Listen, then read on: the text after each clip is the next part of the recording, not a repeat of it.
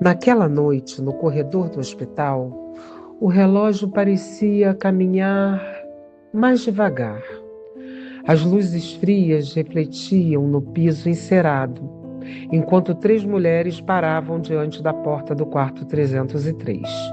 Uma médica, uma enfermeira e uma psicóloga, unidas pelo trabalho e separadas naquele instante pelos próprios abismos internos, suas subjetividades. Do lado de dentro do quarto, uma paciente aguardava ao lado de 2 filhos. Do lado de fora, a notícia parecia ganhar peso antes mesmo de existir em palavras. O silêncio entre as profissionais não era vazio. Era povoado por pensamentos, lembranças, medos, angústias, tentativas frustradas de encontrar uma forma menos dolorosa de dizer aquilo que não podia mais ser evitado. Se alguém pudesse observar aquela cena de longe, perceberia que não havia apenas uma paciente prestes a receber uma má notícia.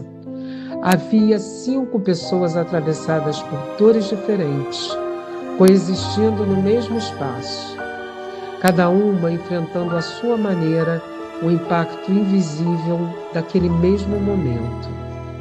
A psicóloga mantinha as mãos firmes à frente do corpo, mas por dentro agonizava o próprio desmoronamento. Minutos antes, recebera a notícia de sua demissão, algo inesperado e cruel. O pensamento insistia em voltar para o filho pequeno, que precisava de materiais escolares novos no mês seguinte. Não tivera tempo de sofrer, de elaborar, de sentir raiva ou medo. Precisou guardar tudo dentro de si, porque, ironicamente, naquele mesmo instante, um dos filhos da paciente precisava justamente de seu suporte psicológico. Ela respirava fundo, tentando separar a dor pessoal de sua função profissional, mas sabia que ninguém entra inteiro em um quarto onde a vida está mudando de direção. O filho mais velho da paciente andava inquieto perto das janelas. Achava que a mãe precisava era voltar para casa, descansar, insistir em outros tipos de tratamento. Havia certa raiva em seus olhos, mas uma raiva construída sobre o medo. Ele ainda não sabia da notícia que chegaria em poucos instantes, mas intuía, e talvez por isso evitasse encarar diretamente as profissionais. Já a filha mais nova segurava a mão da mãe em total silêncio. Tentava decifrar os movimentos da equipe, como quem procura respostas antes das palavras emergirem. No fundo, ainda acreditava que aquela visita noturna significava apenas uma mudança de medicação, quem sabe, um novo exame, esperança. Mas a médica sabia que não. Ela talvez fosse a pessoa mais devastada daquele quarto. Há mais de 20 anos, aquelas 2 mulheres dividiam histórias. Entraram juntas na faculdade de medicina, ainda bem jovens, para imaginar a dimensão da vida e da morte. Aprenderam anatomia, fisiologia, farmacologia lado a lado, mas nunca aprenderam como suportar o instante em que uma amiga se torna paciente. A médica lembrava claramente de uma noite bem lá atrás, um bar pequeno, as risadas soltas, altas, taças erguidas. A amiga, entre uma brincadeira e outra, fizeram um pedido aparentemente tão distante. Se um dia eu precisar ouvir algo sério sobre a minha saúde, quero que seja você que me conte, hein? Na época riram. Parecia impossível imaginar aquele futuro. Agora, ele estava ali. Quando entraram no quarto, o ar parecia mais pesado. A enfermeira fechou a porta bem devagar, quase como se tentasse impedir que a notícia escapasse para dentro do ambiente. A paciente olhou diretamente para a amiga médica e, mesmo fragilizada, havia lucidez em seu olhar. Talvez até uma serenidade dolorosa. Pode falar aqui, nós estamos prontos. A médica sentiu a garganta secar por um instante. Nenhum protocolo ensina como separar a técnica do afeto quando o sofrimento tem o rosto de alguém que conhecemos tão intimamente. As palavras demoraram alguns instantes para surgir.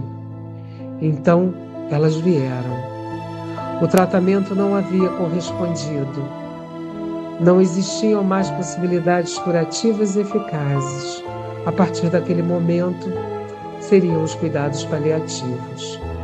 A paciente, sendo médica, compreendeu perfeitamente.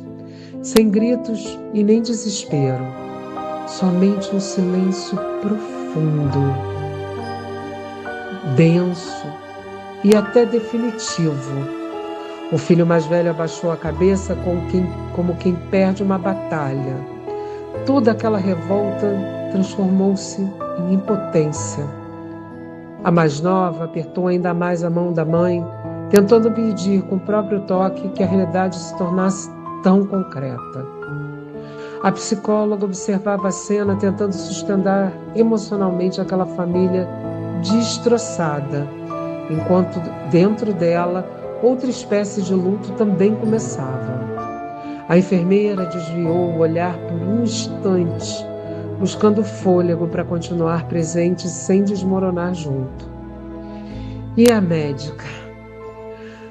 A médica talvez jamais esquecesse aquele momento, porque existem notícias que não terminam quando são dadas.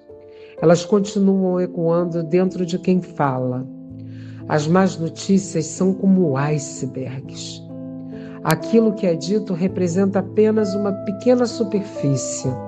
Abaixo das palavras existem culpas, medos, memórias, perdas antigas, inseguranças, afetos e despedidas silenciosas. Existe um gelo invisível que toca cada pessoa de uma maneira única. Só quem atravessa aquele instante é capaz de sentir sua verdadeira temperatura. A comunicação de más notícias nunca é apenas uma transmissão de informação. É um encontro entre subjetividades profundamente humanas. É um território onde a ciência e a fragilidade caminham lado a lado, onde profissionais também sofrem, onde familiares tentam sobreviver ao indizível, onde pacientes muitas vezes compreendem mais pelo silêncio do que pelas palavras. E o maior desafio não seja apenas comunicar a má notícia, mas permanecer humana depois dela.